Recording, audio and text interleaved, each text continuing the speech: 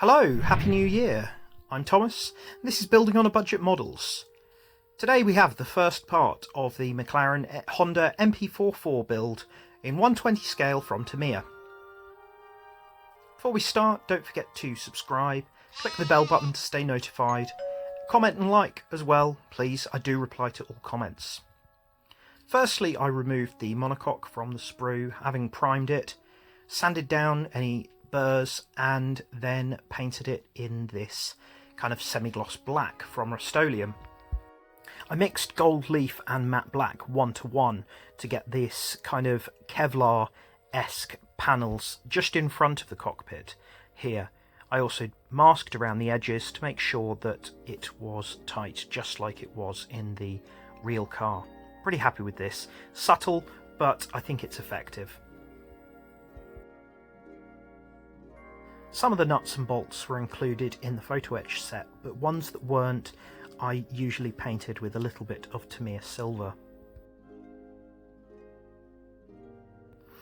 The suspension arms at the front were also painted in semi-gloss black. This fits into a slot and then moves to the front and is supposed to be fit to both wheels without glue so that the turning mechanism works. Now this part that goes behind it has a small tab to clip it into place, but I found that it needed quite a bit of careful adjustments to fit in, but then was quite snug once it did go in. The back connecting points of the suspension arms also needed a little careful adjustment to fit into place. It scratched off a bit of the paint when I was applying it, so I had to reapply some. But there it is, all in place, ready for the next step. And now it's time to start using photo etch. The nuts and washers, which come in various different sizes, are glued together with a little bit of CA glue and then placed just on the edges of these suspension arms. It's quite an effective look. I left these unpainted as they would be kind of bare metal on the real car as the first one in place. And you'll see some more. The instructions suggest threading these together with a little sewing pin, but I found it very, very fiddly, and so I decided just to forget it. There are small little kind of pins on the model themselves, which you can use as bolts in some cases, like here. Now these panels, which go just in front of the air intakes, needed to be TS26 pure white just at the front, so I masked off the back, having primed them, as you can see here. The back of them was semi-gloss black, just like the rest. They also wanted to be painted black on the inside, but I realised that once secured to the floor you wouldn't actually see this, so I decided I couldn't be bothered. A little Tamiya extra thin cement secured them in place nicely. There are then some little screw heads on the outside that are raised, which need to be done in silver. The underside of the suspension arms needed to fit into place. There are really logical position points for these, so this was a really good fit. And now the front of the car is starting to look a bit more real. I found these shorter arms a little harder to fit. The pin points needed to be sanded a little to fit into the holes a bit more securely. There's a photo etch screw head which goes at the top of these panels, which is a nice little touch. The floor of the car was done in the same semi-gloss black, and then there were times to do the exhaust covers, these kind of heat proofing here, which come in these really nice photo etch panels. Needed to hold them in place a little bit because they needed a slight bend to adhere to the surface, but I'm really pleased with how these look. It's pretty good. Got little screws in each corner as well. The floor of the engine bay was covered in this metallic heat-proofing material as well, as you can see in the picture.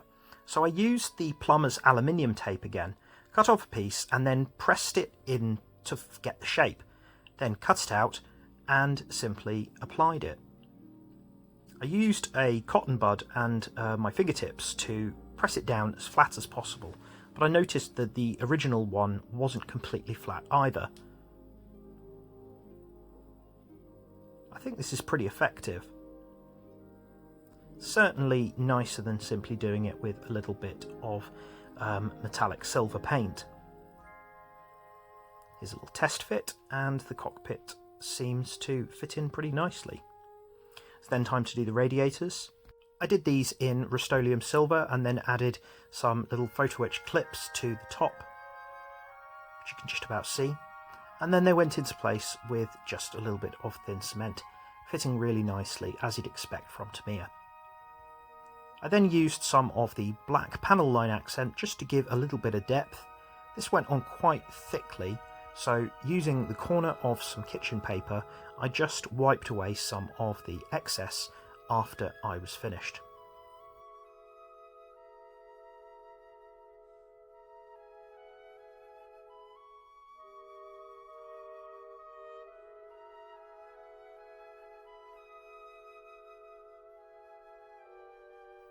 It's then time for some of the extra features to be put into the cockpit, including the gear stick here.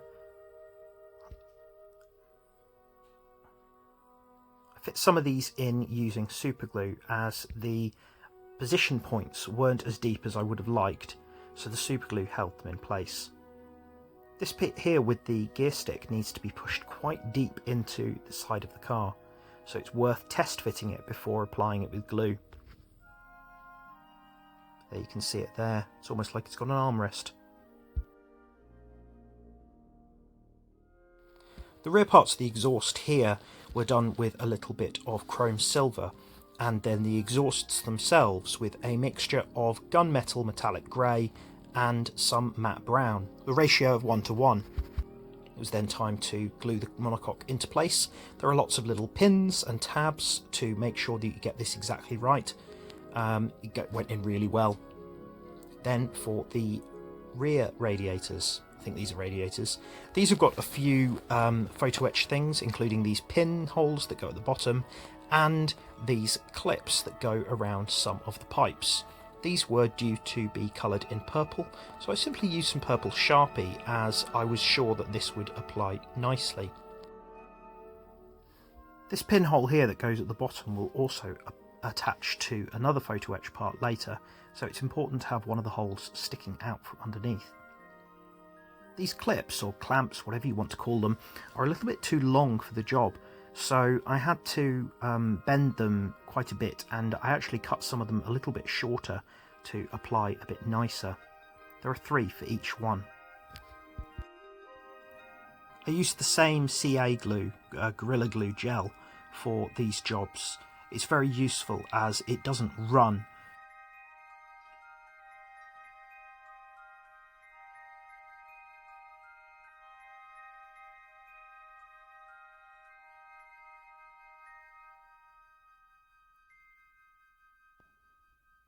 Pretty happy with how it looks so far, all ready for the engine. The Perfect Parts photo etch set comes with far more nuts and washers than you need, so I decided to use some of the spare ones for extra screw heads and things like that on the monocoque. I tried to use a pin to remove them from the fret and also to apply some of them to the body. Applying them wasn't so bad with the pin, but I found that removing them from the fret with the pin actually broke them more often than not. Regular viewer Sarah Jane had mentioned that dry fitting the screws for the wheels into this part here is a very good idea, as it creates a thread, as applying the wheels at the end of the build puts a lot of pressure on the suspension.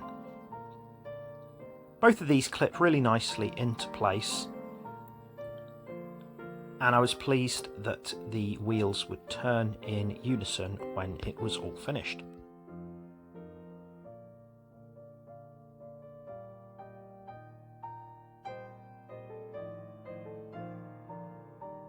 More of the nuts and washers were then joined together with CA glue and applied to the ends of the suspension arms, which is a really nice, realistic touch.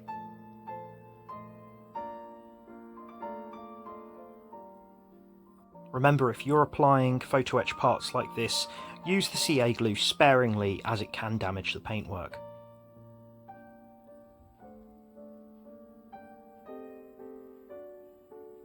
I decided that I'm going to get a wax pencil in the future to help position some of the photo etch. So there you can see one of them in place.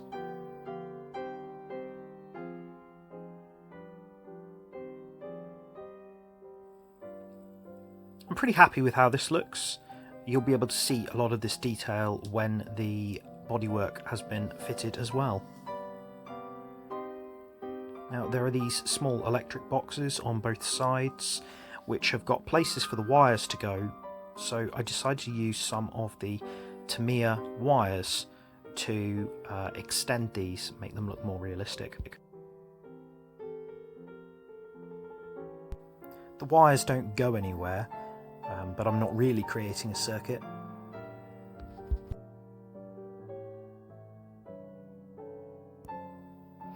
And here it is finished. Pretty happy with what I've done so far. It's got a lot of detail, this kit. I'm happy with what I've added with the photo etch set as well. Looking very much forward to moving on to the engine in the next part. Thank you very much for watching, and now we're going to have a shout out from another channel. So I've recently provided some research to Alex over at the channel AR76 for his new series based on his Grand Prix model collection. If you watched my videos before, you'll know that I enjoy adding a little bit of history and the backstory to the cars. And that's exactly what Alex is doing using his Grand Prix model collection. The models used in his series so far have been from Williams, Toyota, and I believe that Jordan is up next, so please do check out his channel. Link is in description. Thanks for watching. Please do like, share, comment and subscribe, and I'll see you soon.